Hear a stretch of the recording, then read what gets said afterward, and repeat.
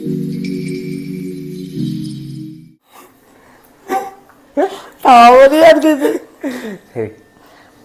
அனைவருக்கும் வணக்கம்.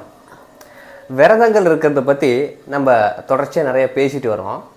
அந்த விதத்தில் நம்மளுடைய கலாச்சார ரீதியாகவே நம்மளுடைய முன்னோர்கள் விரதங்களை அமைச்சிருக்காங்க. அமாவாசை விரதம், பௌர்ணமி விரதம், சஷ்டி விரதம், ஏகாதசி விரதம், இந்த மாதிரி நிறைய விரதங்கள் வந்து இந்து கலாச்சாரங்கள் இருக்குது.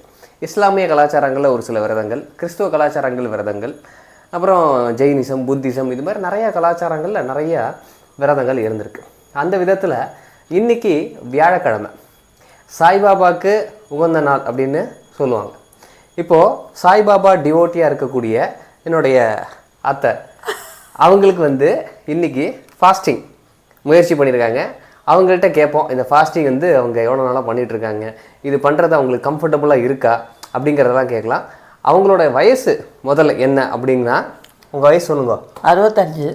65 வயசு ஆகுது. இப்போ இந்த விரதம் வந்து உங்களுக்கு இருக்க முடியறதா? முடியுது. முடியுது. எவ்வளோ நாளாக இது மாதிரி இருக்க இல்லைங்க இந்த விரதத்தை? நான் வந்து 10 வயசுலேருந்து அனுபவம் இருக்கேன். 10 வயசு தான் சொல்லக்கூடாது. நிஜமாவே? அப்படியா? ஆமாம்.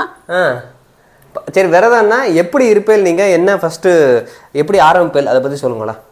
விரதம்னா வந்து காத்தால ஒன்றுமே சாப்பிடவே மாட்டேன். காஃபி, டீ ஒன்று தான் சாப்பிடுவேன். சரி. டீ சாப்பிட்டுட்டு அப்புறம் 8 மணிக்கோ 9 மணிக்கோ பூஜை எல்லாம் பண்ணுவேன் சாய்பாபாவுக்கு. சரி.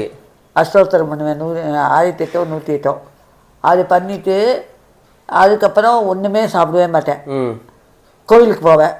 அங்கே போய் வேலையெல்லாம் செய்வேன். என்ன மாதிரி வேலை கோவிலில்?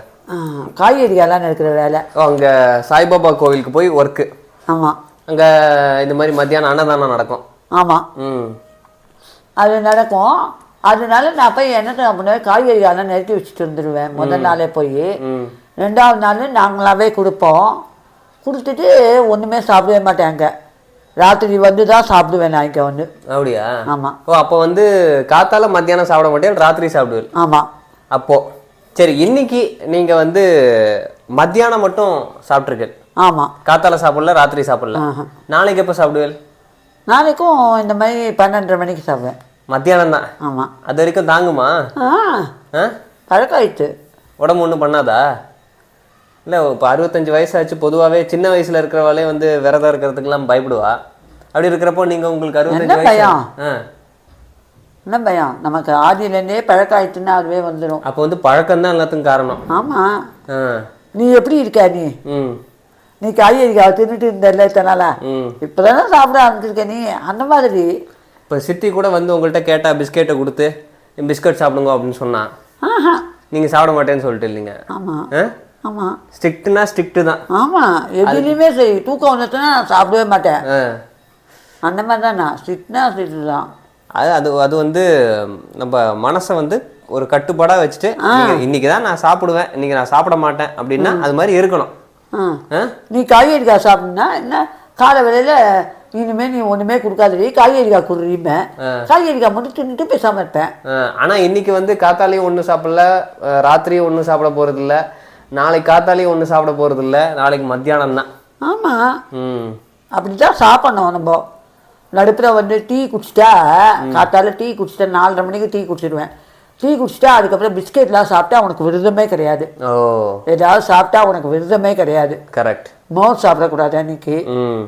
அந்த மாதிரிலாம் கட்டுப்பாடாக இருக்கணும் நம்ம. இப்போ விரதம் அன்னைக்கு வேற என்னென்னலாம் சாப்பிடக்கூடாது உங்களுடைய நீங்கள் ஃபாலோ பண்ணுற அந்த விரதத்தில்?